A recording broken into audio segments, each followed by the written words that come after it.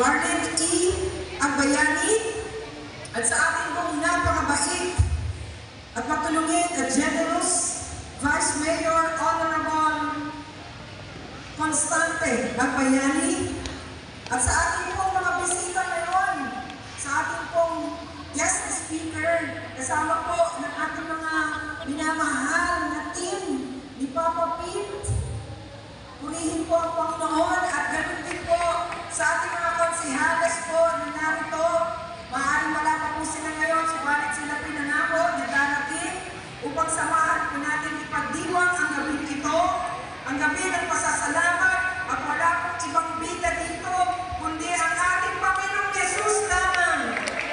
Wala po tayong ibang tinataas na namang denomination o namang churches, kundi ang ating Panginoong Jesus lamang na ating sariling tagapagligtas at Panginoon.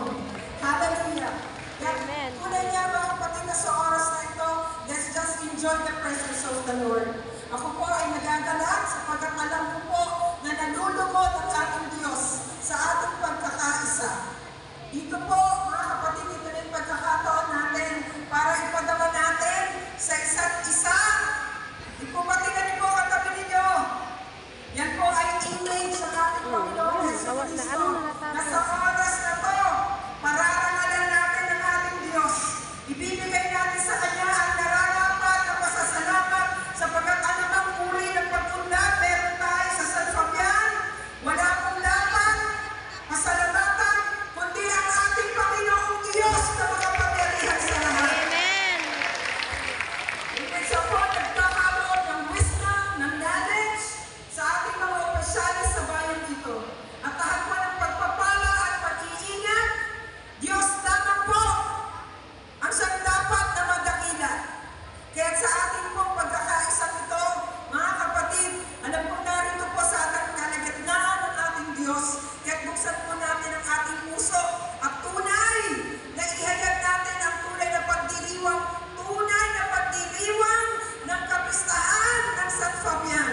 Sapagkat ito nga ang gabi upang ang pangalan ni Jesus patuloy na madakila at maitaas, dahil na po sa pagsisimula ng taong 2025. Let us all declare that blessings be upon blessings sa bayan ng San Fabian.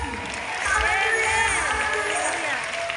Praise be to God. At sa lahat po ng ating mga kapastoran na narito po ngayon na upang ipahayag ang kanilang pakikiisa at naniniwala ako that we love God and we love each other.